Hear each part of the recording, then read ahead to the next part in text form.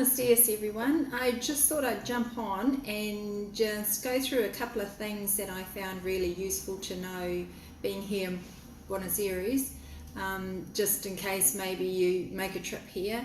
Just finding out a few things makes things a little bit easier. So to start with, at the moment in terms of withdrawing money, use the ATM machine, and it's recommended that you use the machines in the banks. But if it's on a weekend, say, and those banks are closed, the Diesco, which is the supermarket, they sometimes have ATM machines, so it's a safe place to get money out. And like I said the other day, there's also the little rooms that go through, you use a swipe card to get in, and they seem to be a safe way to get money out. Now I'm using the bank ING in Australia, and they actually, for every ATM withdrawal, because you get charged, you get a rebate back for any ATM transaction fees that you incur by using international ATM machines. So that's really good. So ING is one of the banks that do that. For instance, you can only get out 2,000, the most amount of money you can withdraw out is 2,000 pesos, which is equivalent to about 95 Australian dollars. So if you're wanting to use cash, that's not a lot to have, especially if you want to do shopping or things like that. So and each time it's about $14 Australian to withdraw 2,000 pesos. So as you can imagine, that will clock up if you use the ATM machines often. So ING use a rebate for withdrawing, will give you a rebate when you make international withdrawals. So that's really good. Okay, the other thing is getting my phone set up. So one of the companies is called Personnel, and phone companies, and so you can go to them and they will issue you a SIM card, but you need your passport to be recorded to be able to get a SIM card. And they'll give you instructions on how to activate your SIM card. You can go to any kiosco, which is like a small kiosk, and they can load up your phone for any charges. So for me, it cost me 100 pesos, which is equivalent to 4 Australian dollars, to top up my phone, and that the guy said to me that would probably last me about a week if I didn't overuse it. But obviously, when you book accommodation or when you're in cafes and things like that, find places that have free Wi-Fi, because that is really helpful.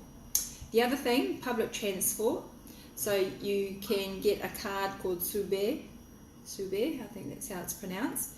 And once again, you just purchase the card. That's 25 pesos, and I've got this one topped up for 25 pesos, which is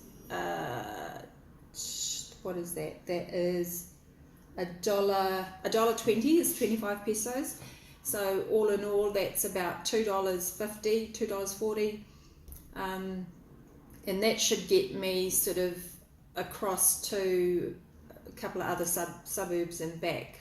That's what I sort of asked the guy anyway. But so I'm going to try that today and see how I go. The other thing was the gym just next door to me, which was a bonus. It is 150 pesos per day, or you can get a week subscription for 500 pesos. So 150, that's equivalent to $7.50 a day to use the gym for classes, weights, whatever you want to do. So I thought that was reasonably priced, and 500 pesos for the week, that worked out to be about $24 Australian for that. The other thing is they have black and yellow cars, which are the normal taxis around here. And when I asked about getting from one of the previous hostel to my accommodation here, I asked about the taxis, and the guy recommended that you use Uber, and only because you're basically guaranteed your fare price when you book on Uber, as opposed to taxis where it can vary in terms of price, and also if you haven't got good Spanish, it can be quite difficult.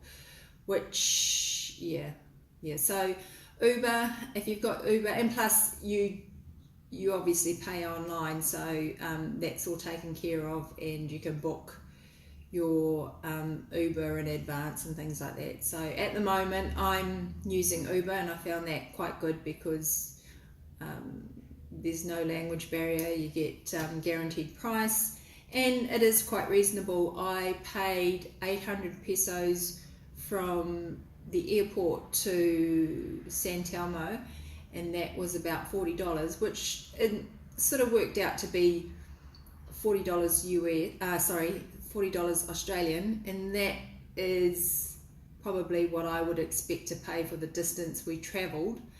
But for my estimated price from where I am now back to the international airport is between 400 and 600 pesos. So as you can see, from 800, which was using taxis, to Uber, a bit of a savings there. So yeah, at the moment Uber seems to be the transport that would be ideal to use.